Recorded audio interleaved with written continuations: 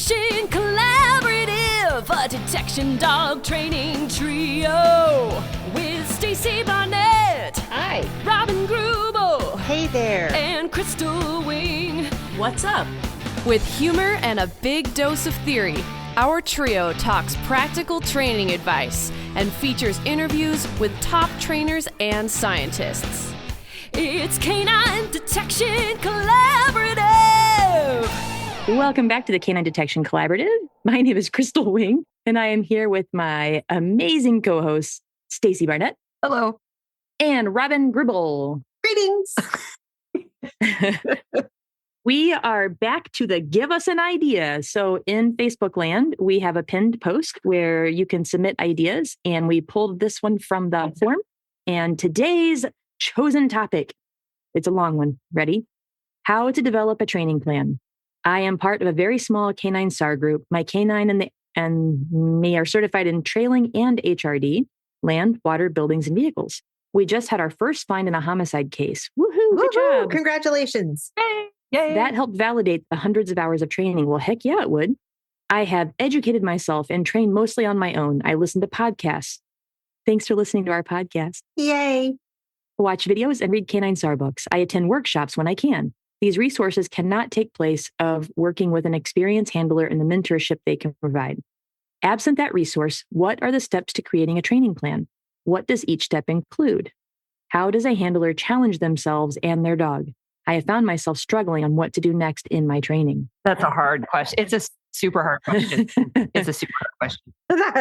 There's a lot there. So that's definitely more than an hour's worth. So here we go. We're going to roll with it. Now, we're not going to limit it just to SAR because we have such a diverse group of listeners.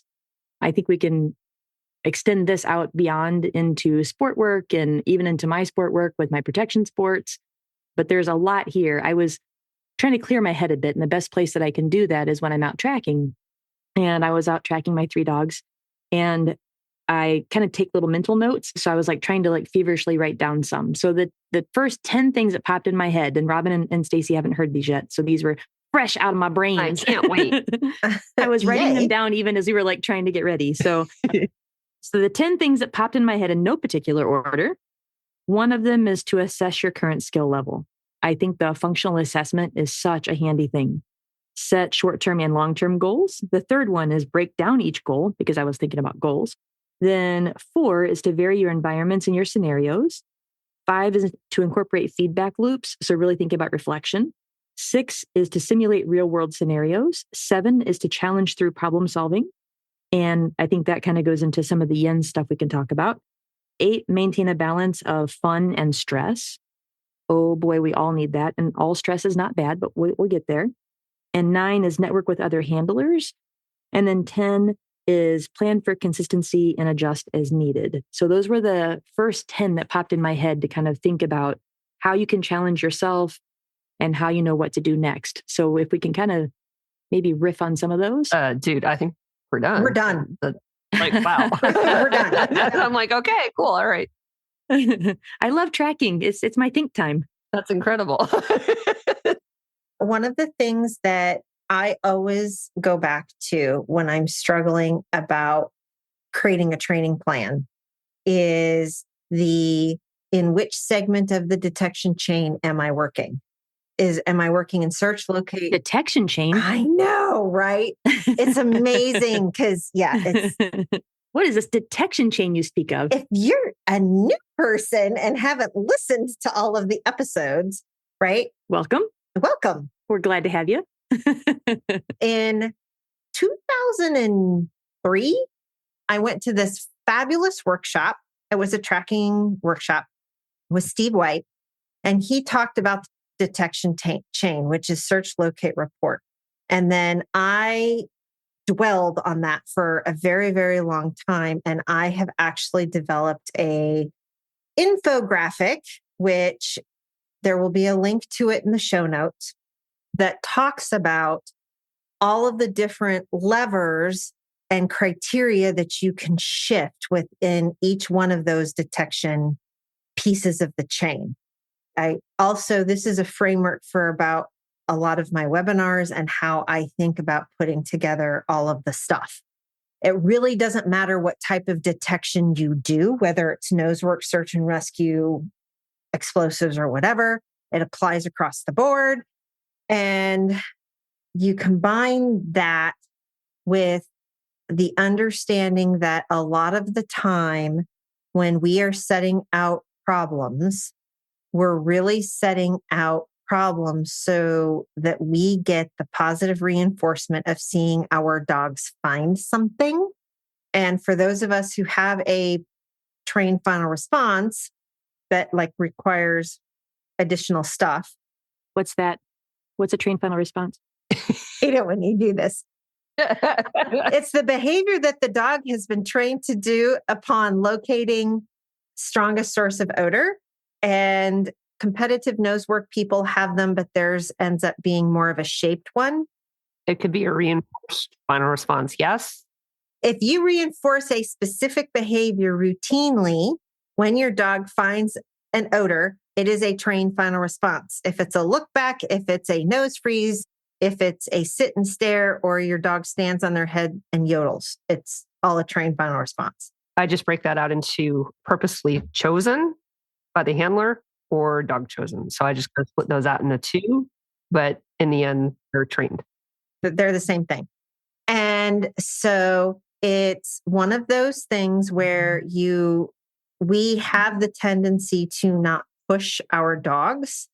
And one of the things that search and rescue has taught me a lot is that people do crazy stuff and you can never set up enough problems to help your dog generalize the behaviors that you need them to generalize. So if your dog is always making and doing finds easily, you aren't setting your problems up hard enough. And so you have to figure out what's going on with that. And my other thing is you've not made your odor small enough, and you've probably not left it sitting out for long enough times or put big odor out for an extended period of time. That's typically my go-to things that I start messing with. Like Nico, for example, right now, thanks to my good friend Chelsea, who gave me some really, really, really small, dry forensic source. Nico is now doing small source stuff because if we get called for cold cases or anything like that, I need to be able to do it. So I think that goes to the first thing that I wrote down. So that's kind of cool. The first one was saying assess the current skill level. And when I was thinking about that, I was thinking about, because we need to assess our dog's ability. So if we can catalog what our dog is good at, what they're strong at, what they're weak at, and thinking about also the environment, so urban, rural, water, whatever it may be. And then, do they show hesitation anywhere? Or you just kind of look to see what are they strong at, but then also our handler skills. So I need to know where I have strengths and weaknesses. So are there areas where I feel less confident? I feel less confident with vehicles because of all the odor pools. I have just this brain trap and I need to just get out of it. And Stacy and Robin have both witnessed that with me. They both, held my hand and walked me through it, especially Stacy, man. She was really there trying to get over this vehicle stuff. You're fine. But I guess too, I kind of do want to go back to one thing that I did forget that I should have said. For the listener that submitted this, it's so cool that you're so dedicated to your self-education. And it is so hard with that consistent mentorship. And some of us are so lucky to have that. Some of us, like Stacy, went a really, really long time with limited mentorship and kind of, trudging your own field. And I remember, asking, I've asked several friends, I'm like, well, who do you get help from? And so many people are on islands and you just see that look of I don't have anybody. Yes. No real answer to that initially. I mean, just didn't. And it's so different now getting into the search and rescue part. Robin got me started with a refine. I had this mental block of how do you train this thing? And we had several phone conversations because this is kind of like a, dial a friend, call a friend kind of deal. Phone a friend, yeah. Or phone a friend. And just laying out, this is how you teach the refine and how you can do it without having her even find a person and all this type of stuff. And it all of a sudden like clicked, like the whole thought process clicked. And I'm like, oh, right. And I think back about, because now we're almost a year into this and seeing what Prize can do and realizing there is no freaking way that we'd be doing some of the stuff that we're doing right now if we didn't have that help right in the beginning. And on my team, I have some amazing, amazing coaches that just bring an incredible amount of experience. So between that and the ability to phone a friend, like there's no way that we'd be doing a tenth of what we're doing. Now, I look back at Nosework and I look at my kind of trajectory there it was fraught with a lot more trial and error. And that's how for the most part, like I learned a lot through trial and error, a lot of error, a lot of error. And that was also helpful, but it would have definitely been a lot easier with a mentor there who would help me through it. At the same time, I learned a ton and I conceptualized and I internalized a lot of that. But, having kind of lived through both ends of that, I can tell you it's way easier if you have somebody there who you can like talk to. And that was kind of like my point 9, where I said network with other handlers, because you may not have a direct mentorship. It just may not be possible. Like there may not be somebody in your local area, or you may not necessarily click with the people in your area, but definitely connecting with other handlers. There's so many online options now, and there's so many good coaches, even if you have to pay them, it's worth that time to get the right coaching. I know that Robin and Stacy both are great online coaches. Online coaches. Online coaches, yeah. Words. Well, and there's the online resources. I have a ton out for search and rescue people out on the caninecensus.org site. And I absolutely do online coaching. It's that fresh perspective. It's so nice. Yeah. And I have clients that I've been working with for like 2 years. And some of it is, let's just have a conversation as to what's going on. And if you're running into problems, have you thought about doing it this, and this way? Mm-hmm. And I can't be there, but I can give you some ideas and we can talk through, okay, this is what you're seeing. Your dog's throwing you this thing. Okay, what criteria did you shift too fast? And I'll also be honest, go to seminars, be careful about who you use as instructors, because sometimes cheap is not always the best. Mm-hmm. Sometimes you get what you pay for. Yeah. I understand that we're all volunteers and we spend a lot of money on our own and all that sort of other stuff, but just make sure that you select your instructors wisely. Make sure you ask for references. Like Crystal said, ask other handlers, ask around, all of those sorts of things. So you mean pay me now or pay me later? Or is that kind of what you're like? Yeah. Right? Because it's like, if you get okay advice, it's going to get you so far. But if you get like really good help, you're going to get a lot farther, a lot faster. Are there a lot of resources, do you feel like, in Nosework? Right. Are there a lot of resources in Nosework, do you feel like? So it feels like there's a lot of classes. Like I know around here, I have lots of friends that go to lots of classes in all different places. There are an enormous amount of resources. I will have to say in Nosework, not all resources are created equal. And you can get really good instruction. You can get really shaky instruction. And it's going to come down. I thought you were going to say something else. Well, no, I'm trying to not use up our free. Good girl. I know. I did say an SH word, but I was like, finished it a little bit. It really does come down to you. Disappointed, really? No. You do kind of get what you pay for. Basically, anybody can kind of just teach and call themselves an instructor.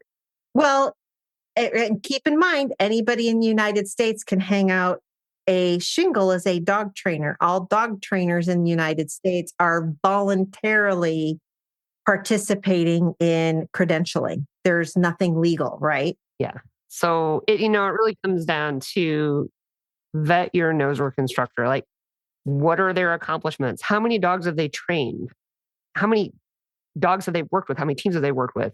Even if it's not a huge amount, like if you can find out who, maybe talk to people who have gone to them or something like that. How are they successful with their own dogs? Have they been successful with one dog? Have they been successful with 4 dogs? Have they breeds? What breeds do they work with too? Breeds, different breeds. Yeah. Yeah. Yes. Because they're all very, very different. I've gotten the phone call before. Hey, I have a lab and all of the rest of the people on my team are German Shepherd people. They don't get me. I had the opposite. No, I had the pointy ear and they all had won't. floppy. Right. I'm like, but he's pointy. Yeah. Running away from me screaming with the pointy is not a great idea. No, not good. No, not good. Oh, no. Not good. You can refer back to a previous episode about that one. Yeah. You get kangaroo kicked down a hill. Yeah. So the finding your coach, and one of the things that I tell people a lot, and when I went through my executive coaching program, they really encouraged us to do that first initial coaching session for free. And I typically limit them to about a half an hour. And the reason I do that is because we may get on the phone and you might decide that you really don't like me. No, that's impossible. And that's okay. impossible. I know people who have, right? Or it may be something that it's a quick question. I can help you problem solve through it. And then you don't have to call me again for 6 months, which is also okay. Or if I'm not the right person, I can recommend you to someone else, because I absolutely will do that too. Just because I like to think I know a lot of stuff, but I'm not necessarily, I don't have to have all the coaching people, right? I think that it's important to find that tribe. And one of the things that I'll encourage people to do, as Crystal was talking about, find people, network with people. A lot of my training tribe is virtual, and we talk through problems. It's back to the phone a friend thing. It's all of that sort of stuff, because I do think the people are on islands still happens a lot. And it seems to happen a lot in the search and rescue world. And I see it in other disciplines too, where, and there's that big whole conversation going on in the dog training community of, oh my gosh, you can't talk to people who don't train like you because you might validate them or something. How about we just have conversations? And that'd be great. I know. How odd. Collaborations? What? I also have a coaching community, because I try to, so it's like a low cost subscription type of thing. And we do like these Q&A things where it is just literally, a couple times a month, we just sit down and talk about what everybody wants to talk about. And it's all tailored to the people on the call. And sometimes, what I've found is when we have these conversations, that what starts off as one person having an issue with their dog, everybody else starts to go, oh, hey, like that's really helpful to me. And we have like this dialogue. So it's not so much about me just like kind of telling them this is what you need to do. It's about people helping each other.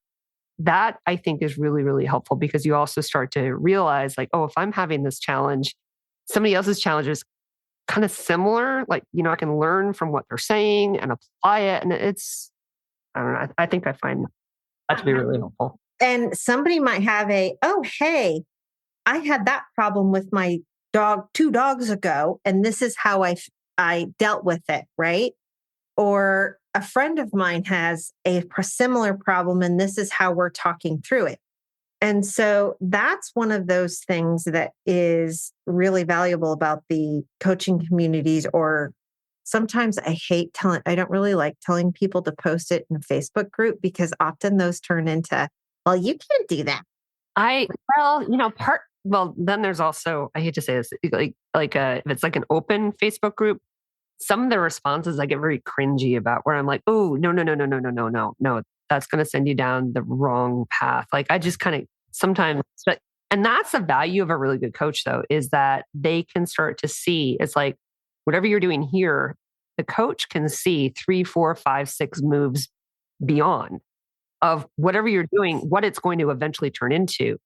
And a good coach will basically say, you need to stop what you're doing now because you're going to be in a boatload of hurt later on.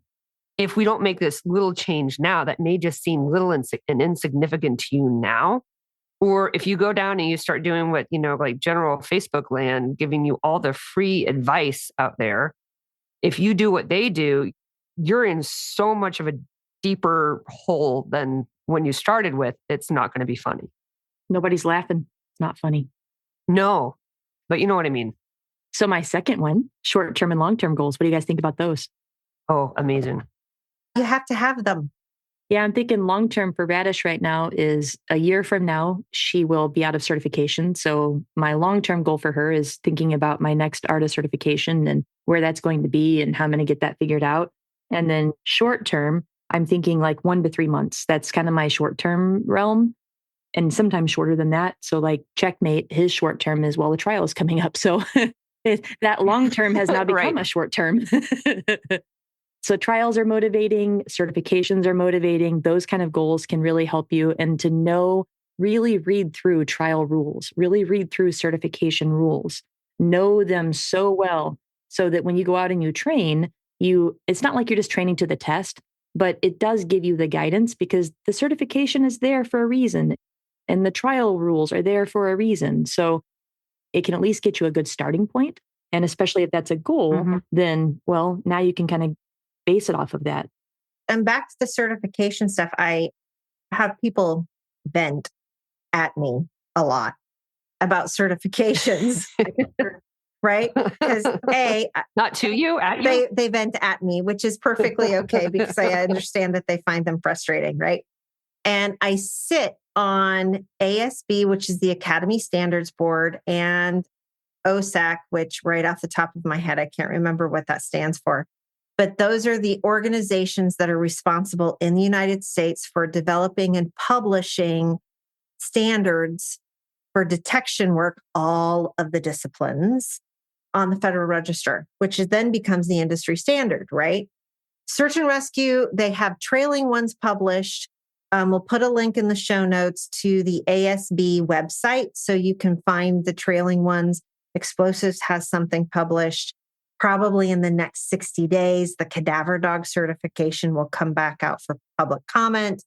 But when you look at a certification, you must remember that we would love to set up a scenario-based certification that is a real life thing, but holy buckets, how do you make that standard across the entire United States, right? So standards are set up to make sure that you are testing skills that are indicators of success in the field. And because Crystal's brilliant, the Organization for Scientific Area Committees for Forensic Science, that's what OSAC stands for. I didn't know if you wanted to share that or not. So I just put it in the chat in case you did. I didn't want to interrupt you because you're on a roll and I've had it for a while. OSAC and ASB, right? They're the two things. And so when you look at that, just know that we're testing skills. We're not necessarily testing all of the things. That's why certified doesn't necessarily mean operational. And so you have to understand that, yes, you met your skills check off getting a standard, but then there's also fully operational. And there's so many different standards. There's lots of different standards. Please try not to do internal certifications. You can do them as a checkoff, but have a national certification administered by somebody who's not in your unit. That'd be awesome. Yeah. But the looking at the standards, and I'll tell you, one of the things that I have done with the standards is I've looked at it and said, okay, especially for like Flash, I'm working on her firearm stuff right now. And I said, okay, I know what the standard is. How about instead of putting out a full box of bullets or 6 to 8 spent shells, how about if I just put out one? Because if she can find one out in the middle of our hayfield, she can find 6 for certification. Yay, team, right? That's the sort of stuff that I start tweaking How can I make it harder by manipulating my odor threshold or location of where it's at, or all of these things that still meets the spirit of the standard, but also presents me with a broader skill set? So that kind of goes to my number 7 about challenging through problem solving. So I was thinking about that one was just giving them progressively harder problems. So would that kind of fit within that, do you think? I think it's breaking it down into the different types of problems. And this goes back to what we started out talking about with the search locate report. And if you kind of think about, there's problem solving, from the dog side of it. There's also kind of troubleshooting, right? From the handler side of it. I don't know if you were referring to that as well, or... Yeah. Okay. So the troubleshooting, if you go back to that search locate report, it's kind of like which piece is broken. You have to know that first before you figure out how you're going to address it. Because when you start getting into the troubleshooting, right? Because if it's the one thing you don't want to do is to work on all of them at one time. Please don't. Yeah. So when you think about your criteria, what are you going to reinforce? How are you going to reinforce it? It comes back, what is your training objective, right? If you can't articulate that at the outset, you're going to have a really hard time narrowing down what you're trying to accomplish and how you accomplish it. And you're going to have a hard time being successful at the end of the exercise if you can't articulate that at the beginning. And going back to understanding, doing a little bit of troubleshooting and understanding what do you need to work on, kind of narrowing that focus. The narrower you can get that focus, the better off you are. That can help to guide you in terms of what sort of problem you need to set up for the dog. Or so don't dirty your Ds. What do you need to focus on? You simplify one thing if you want to make something a little bit harder. Oh, yes. I had to give you an opportunity there. Yeah. That was like one of those layups, pop it up and I'm like, boom. Here's me. I'm like, I think that might turn into a whole episode is how can you tell if you've dirtied your Ds? Yeah, right. Stacy, totally agree with you, because often what ends up happening, and this is something that I have doing the bird dog stuff really, really, really kind of helped hone this in my brain of whatever problem I am setting up or what skill I'm trying to work on with my dog. Let's make sure that is the very glaringly obvious thing that I'm working on. And it might mean that some rest part of my chain gets to slack off.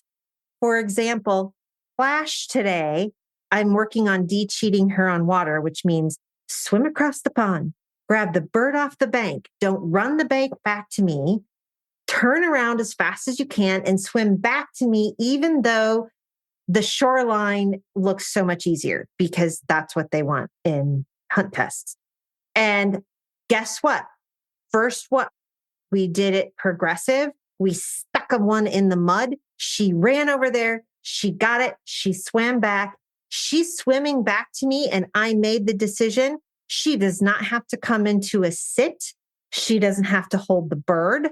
I just want her to come screaming up onto shore and give me the bird, and we're going to have a party. And that's exactly what happened. Mm-hmm.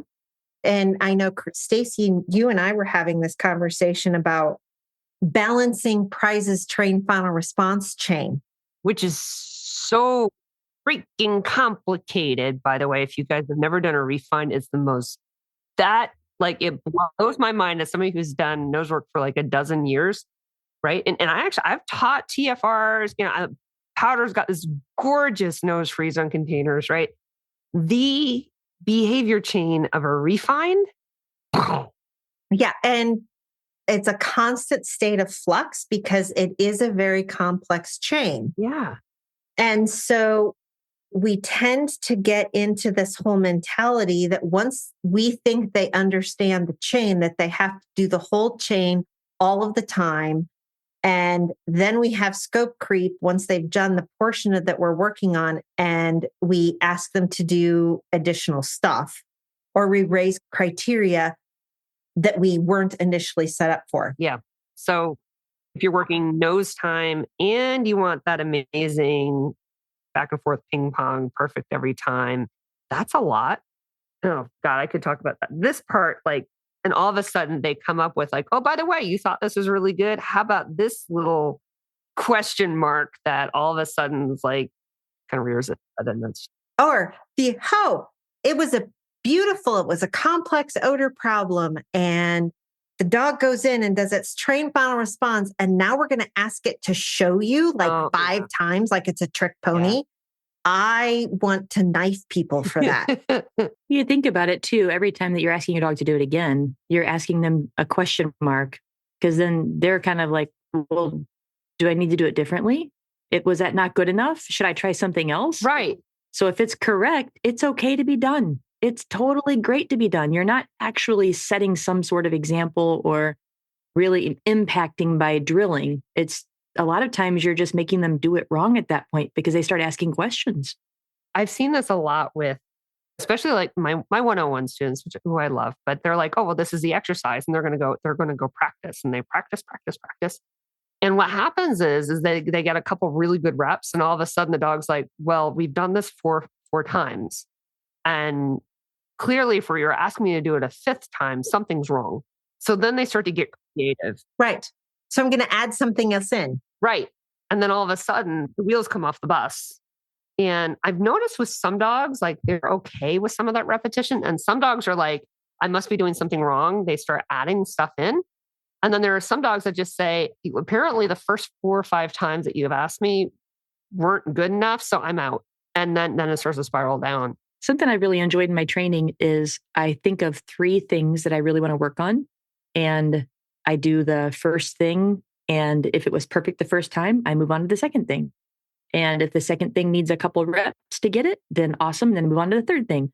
If maybe the second thing I couldn't figure out, then I know I have the third thing I already had planned to work on. And I can let the second one sit in my brain a minute and kind of let it stew so that maybe when I come back around to it, I'll be able to get, a better solution. And I'll go back to my 1, 2, 3 again. But I can do, 3 behaviors in like 4 or 5 minutes. And I've had some really great reps and I'm not beating it to death. It's successful. And it has been a game changer for Checkmate and me of working on our obedience and just really having a better relationship. Honestly, we're having so much fun training because I have this plan and it's just 3 things. And it's 3 things that I think are going to be fun. And I kind of do an easy, hard, easy sandwich a lot of times too, just so that we're really, having some success, but still, we're not plateauing. We're still struggling and the struggle for me is a good thing because it just means it's a challenge. So I don't know if struggle might have too much connotation, but I'm trying to say, hopefully. So the thing we kind of talked about then was breaking down each goal. And with breaking down a goal, is there one that you can think of currently that you're working on with the dog that you want to share about how you're breaking it down? Small threshold sizes. I'll go first. Then Stacy can think. Yep. One of the things that Nico has 2 speeds, off and Mach 7. I would really like to teach him to slow down because in case we are working something that I need him to check more thoroughly and it's not big odor where he's going to run into it and it's got to slap him in the face. So if I start thinking about, okay, if I'm using smaller source sizes and I want him to switch into more active searching and sniffing mode, then run around at Mach 7 and hope it hits him in the face. I have to teach him that. So I'm really working on right now, I'm going to cue you up in a certain way and your threshold sizes for your odor is very, very small. And it's teaching him that cue means search diligently, active sniffing. So that's one thing. It's really interesting. I'm not changing the location where we're searching because that's not what I'm working on at the moment. I'm actually moving my sources around in about the same area. I'm using it as like my little Skinner box of this is what we're teaching. So when we walk over here and I lay you down and I tell you to Zook, you're going to drop your nose and you're going to trot slowly hunting. So that's how I'm breaking it down. Plus, I'm outside of that and working on a slightly different train final response for this because I need him to be very precise instead of the werewolf scorpion barking at me thing, which is literally nose to odor. I don't need you to bark at me. All I need you to do is put your nose on it and hold it there. So we're working on a duration nose touch. Awesome. So that's splitting two things apart. I mean, my major focus right now is trying to work towards certification with Prize, right? The other girl, I mean, the girls from like a Nosework perspective, they're trained. Honestly, they're trained. There's Brava powder. There's not a whole, there's really no gaps I see with them. So I've been working a lot on trying to, I've gone through I've take a look at what does certification entail? What are the components of that? I go weekly training, and every time I go out, I feel like it exposes something I need to work on. The big thing I want to make sure is that I can maintain the fluency of her refined with high level of clear criteria.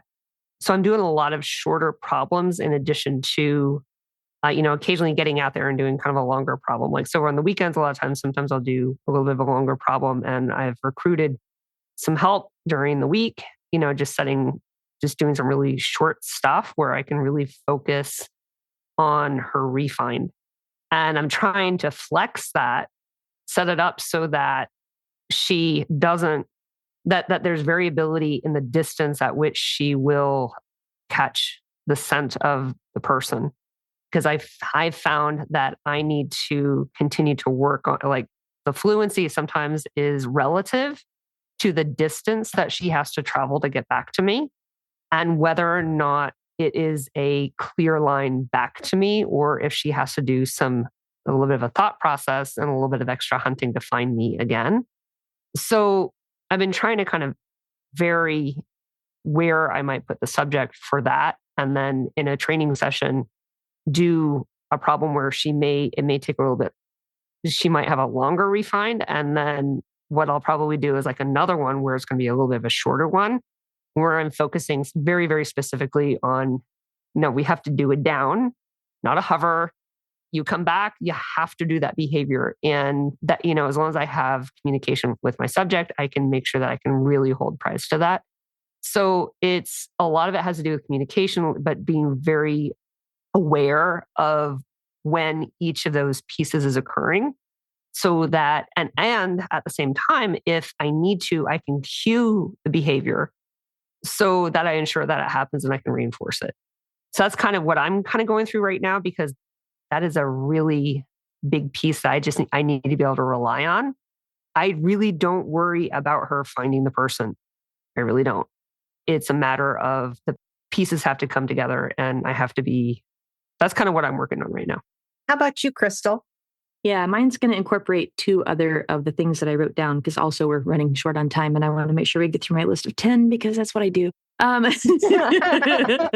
So I had my, I'll call it breakthrough aha moment for tracking with Checkmate. And so I was breaking down goals, and that's when I needed to incorporate my feedback loop. So after I train, I've been watching the video right after I train. I've been trying to be really good about that.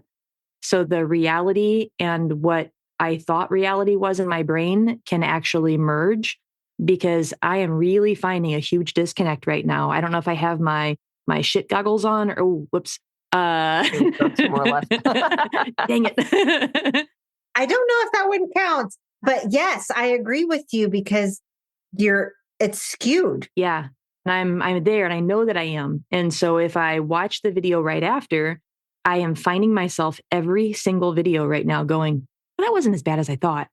That wasn't, like I thought, oh man, he checked out for like 5 minutes. It was a half a second. I mean, it was a blip. And in my brain, I'm like, nope, that session's trash. Whole thing's garbage. So it's really important for me when I get into that mind frame of, I'm dealing with my fun and my stress. So there's where I'm kind of bringing that little part in, but also the feedback loop. I'm watching my video, I'm getting the immediate feedback, and I'm making my plan for the next time. when I went into tracking yesterday, the day before, days are off, whatever, I had the goal of, I need to solidify corners. I do IGP style tracking where it's footprint to footprint. Your nose has to touch every single footprint. And then I backed my goal up a bit. I thought, okay, to get a good corner, if he's going too fast, he's going to miss it. So how do I slow him down? And then I thought, well, it's not about slowing him down, but actually getting him to put his face in every single footprint. Okay, well, how do I start that at the beginning? I mean, I'm taking it back to now I'm at the flag where it's the beginning of the track. And I thought, okay, if I lure him more with food and I put more food back on the track, that will help. But I need to get rid of the food, right? So then I thought, before I even start the track, there's this conflict we have.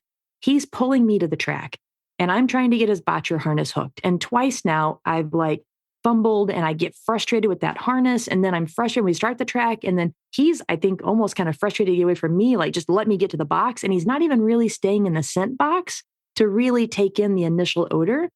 And he's not really snarfling down. And so I just threw some food on the ground and he really, you could hear the turbinate popping, he was, it's just, you could hear him working so hard and sniffing. And I was like, wait a minute, all of my stuff, I got to break down this goal to the very beginning piece. Can I have my dog in the right mindset? Can I have myself in the right mindset? So we're doing a real low key treat scatter kind of treat toss kind of thing. And then he looks to the track like, I'm going. And I just wait for a second. He looks back to me.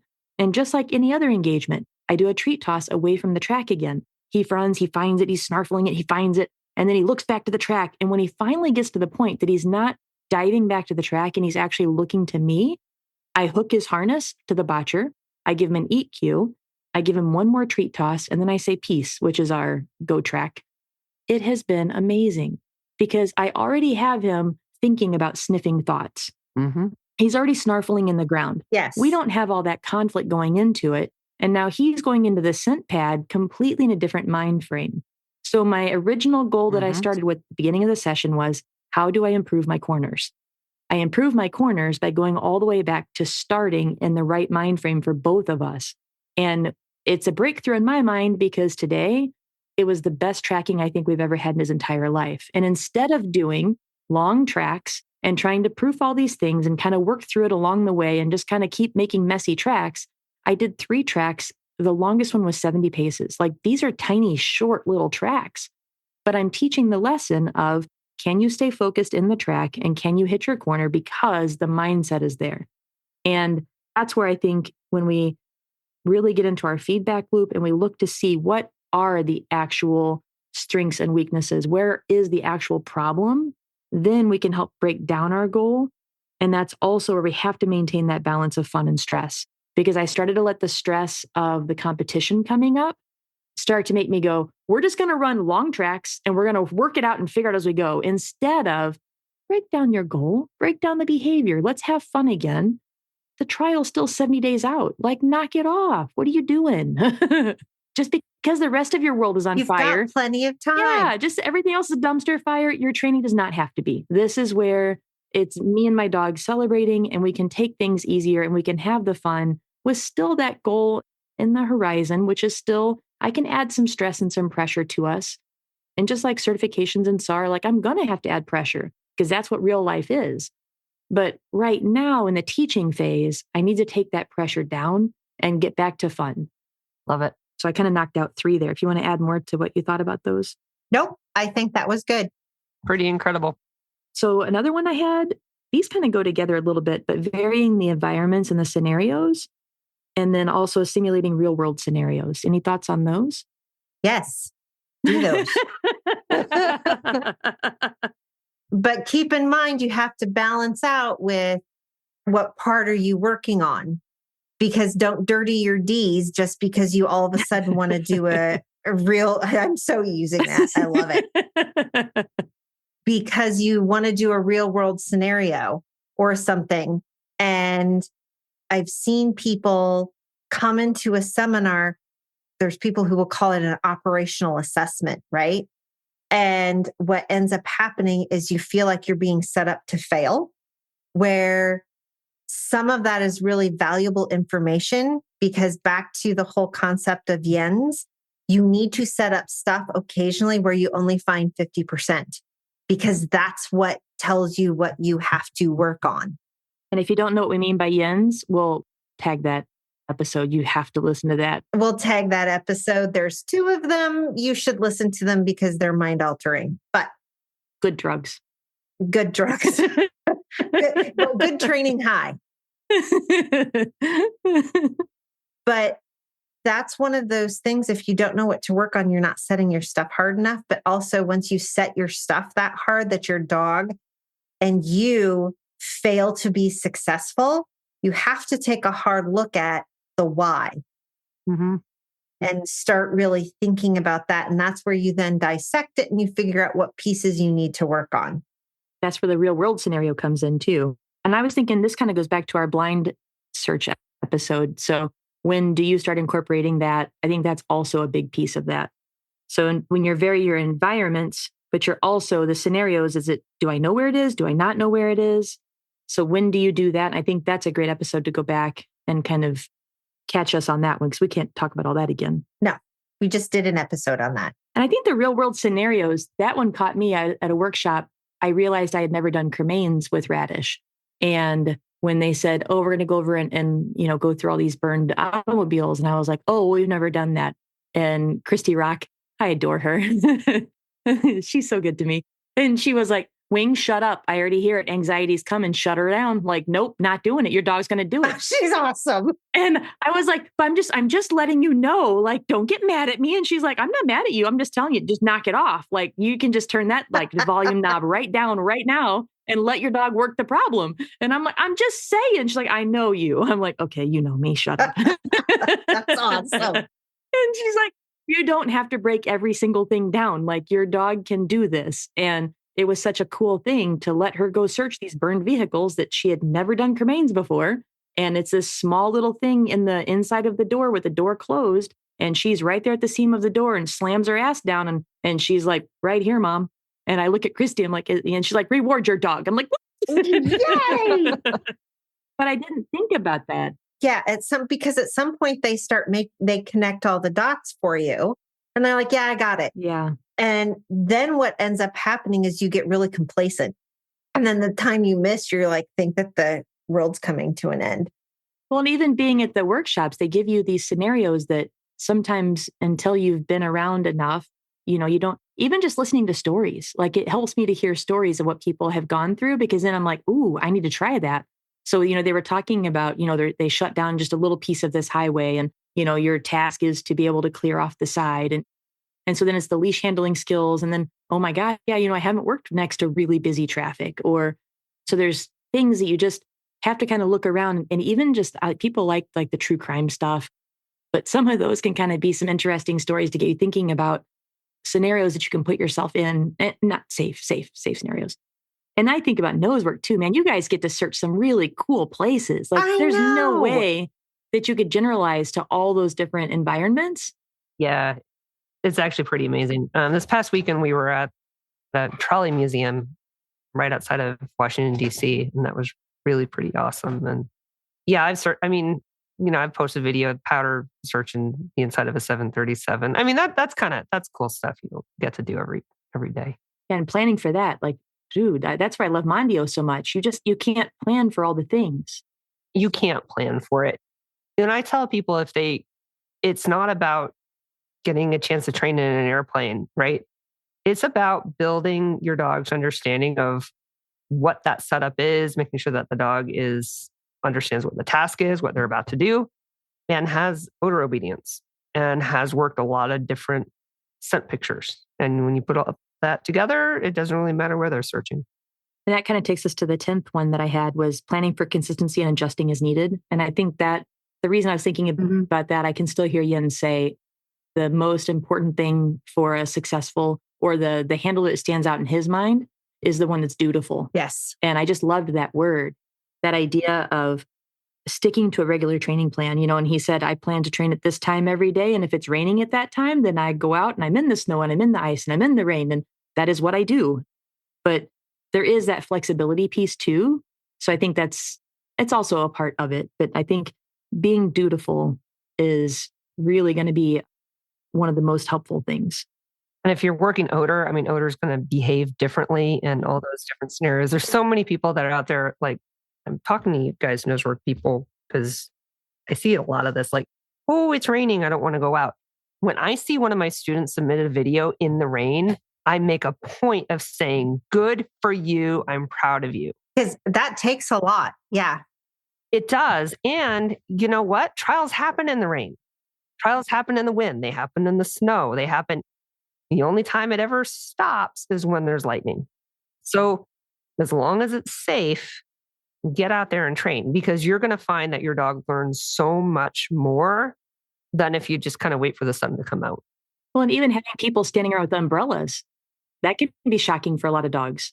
So everybody's out with their umbrellas over their heads and they're all like crowded together and the dogs are like, what are those, alien things?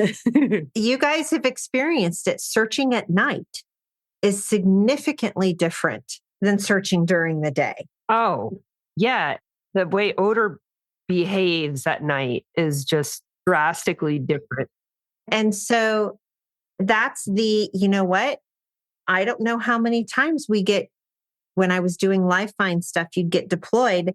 And I remember at one point we were deployed and they actually had to pull us out of the field because a blizzard was coming in. And you've got 20 miles an hour winds and we're starting to hit 30 degrees. And all of that, that didn't include the wind chill. And I remember riding in the back of the ambulance because that's what they picked us up on the side of the road with to get us back to base, because they're like, it's too cold. We're pulling everybody out. Do you train in those situations? It takes a dutiful trainer to show up and train in those sorts of situations all of the time. So depending on search and rescue people, don't be fair weather trainers. Yeah. Well, especially, right? Or, like I was so excited the other day. It was super hot. I mean, granted, there were some things. Anyway, I ended up having to search through this area that was I was like on my hands and knees. So was my flanker. And to see my dog keep working in like this bramble, and it gave me more confidence. Like, yeah, she's still out there working and she's having a hard time actually getting through the stuff. And you learned that a pumice stone works really well for removing burrs off of a harness. I did. The pumice stone. Get all the burrs off Pro the tip, harness. yeah. That was amazing. It took 10 minutes. It was literally like flocked with burrs. And the pumice stone took off all of it in 10 minutes. It was amazing. One of my teammates knew. She told me.